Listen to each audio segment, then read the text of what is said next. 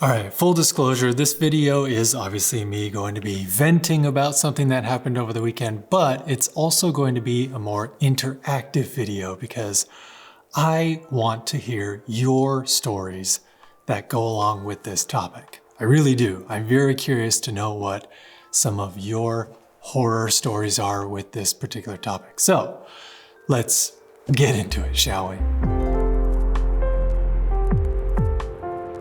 Over the weekend, I finally saw John Wick 4. This was the second weekend that it had been out, so it still has a little bit of steam behind it, with a lot of people not being able to see it on the first weekend, like myself. So my wife and I went to go see it on a Friday afternoon, matinee. From what I've seen and I've read of John Wick 4, I was really excited because I just heard really good things. Harkening back to the first John Wick being a very simple plot and just amping up the action to 11 pretty much. And it did not disappoint.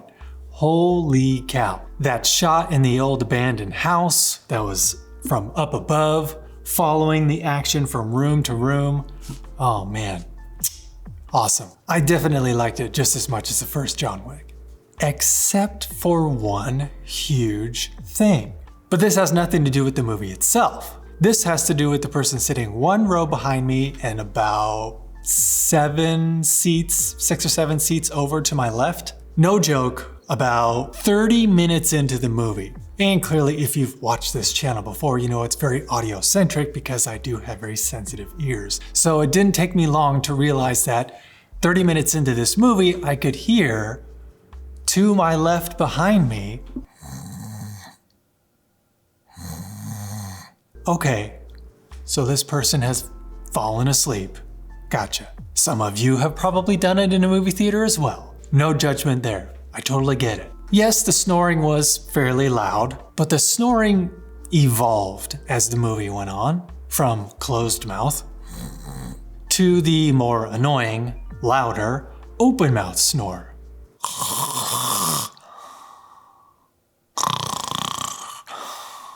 It was so loud, so distracting. But like I said, it evolved. It wasn't open mouth snoring the entire time. But I kid you not, this person was snoring and was genuinely knocked out for at least an hour of the movie. Now, I know John Wick 4 is almost 3 hours long, so this person didn't quite miss half of the movie, but a good portion of the movie was missed because they had fallen asleep. But I know what you're thinking, well, why didn't you try and wake him up? Or who was next to him? Yeah, not just me, but the person next to me and the people next to them and other people in the audience kept looking back at this person, kept looking at the person right next to the person that was snoring. Like, is that your buddy? Are you sitting next to them because it's your buddy?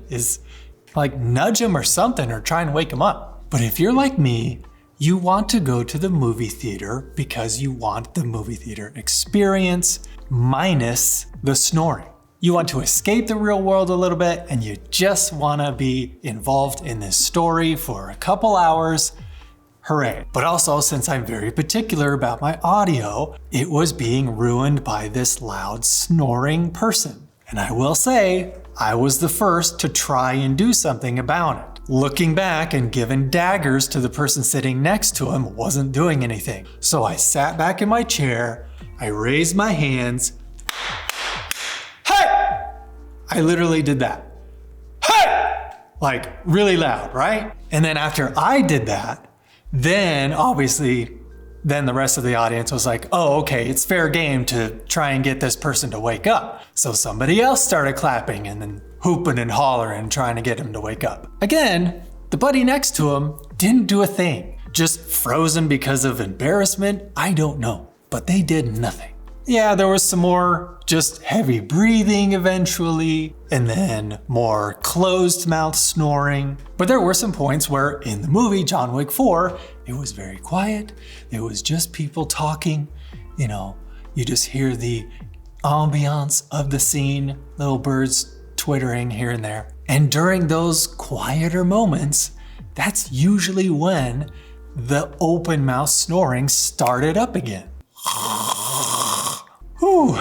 So yeah, me clapping and hooping and hollering didn't do anything, because if you've seen John Wick 4, you know there's a scene in a club with people dancing, loud music playing, and people getting killed and beat up. That entire scene he slept through. So me clapping my hands and hooping and hollering just wasn't gonna cut it. I don't know how you were gonna wake this person up unless you nudged them. Physical contact, right? So then it got me thinking, because of the pandemic and people being forced to stay home and invest in a better home theater, did everyone forget movie theater etiquette? Okay, you know, I try my hardest to be a positive person. I try and give people the benefit of the doubt. I try and put myself in their shoes, etc., right? So maybe, just maybe, this person, maybe at home they've got a bunch of kids and it's almost never quiet there. So maybe this person just wanted to escape that environment. Sure. But admission to just see John Wick 4 was about $10. This person had, a big old soda and popcorn, so that's probably another $10. So that's a pretty expensive nap, when you could have just napped at home for free. But okay, so maybe that's just your thing. Man, I need to get away from home. So let's go to the movie theater. It's gonna be dark and quiet there. Instead of going to John Wick 4, if that's your plan to just get away so you can take a nap for once, how about going to a movie that's not popular, or that has been in the theater for several weeks and you're probably gonna be one of the very few that's actually watching that movie. Maybe you and a handful of others tops, right? Maybe think about doing that, where you are almost alone in a movie theater so you can nap away all you want. Or maybe he has narcolepsy and it's just something he does whenever he watches a movie. Try as he must, but he just has a hard time getting through movies without falling asleep. Okay, just throw in the towel and maybe think, you know what? Going to a movie theater probably isn't what I should be doing anymore. But I remember the last movie I saw in a movie theater, somebody was holding up their phone periodically throughout it. And it seemed like they had the brightness turned all the way up because it was just this beam of light shining from a couple rows below. Now here's where I'm coming from. I totally understand going to the movie theater for some huge, very popular, like Avatar 2 kind of experience, right? You're probably gonna get a lot of people hooping and hollering and cheering during certain parts, etc. I am totally cool with that. That's part of the joy of going to the movie theaters, experiencing it in real time with other people. I participated in some really fun movie theater experiences for sure. But just like everything else, ticket prices are going up. AMC is now offering that whole premium seat pricing now, to where if you want to sit in the most ideal seats, like in the center of the center, you gotta pay extra for it. It's just something movie theater companies are having to do to evolve with the times. So I get it, business is business, but if I'm gonna be paying for those high prices, I sure as hell don't want my movie interrupted by somebody being completely rude, staring at their phone a lot, talking a lot during the movie, or falling asleep. I grew up going to the movie theater as this grandiose experience. I wouldn't be able to get the same experience at home. I wouldn't be able to cheer with so many other people like that. I wouldn't be able to hear this bombastic soundtrack. Although in that regard, now that I have my own dedicated home theater, that aspect has changed a little bit. But regardless, I want movie theaters and cinemas alike to thrive again. I am really rooting for them. I am totally on their side. At this point, it is kind of weird thinking that the movie theater experience is somewhat nostalgic, just because right now everything seems to be in the theaters for a couple of weeks, but then it just goes right on video on demand soon after. Obviously, there are exceptions to that rule, like Top Gun Maverick, that stayed in the theaters for a long time because of its success in the theaters. So maybe during the pandemic, when everyone was forced to stay home and everyone was watching their entertainment on a TV screen, you could get up and go to the bathroom, or get up and go to the kitchen, or talk however much you wanted, look at your phone however much you wanted. Unfortunately, that kind of etiquette has rolled over into the movie theater experience. So I think we just need to kind of take a step back and remember, oh yeah, I'm going to a movie theater. I should be quiet. Don't look at my phone. Just leave it in my pocket, put it on silent or vibrate, whatever, and just enjoy this escape from reality for a couple of hours. But please, if you know you have a tendency to fall asleep during movies, just don't go to the movie theater.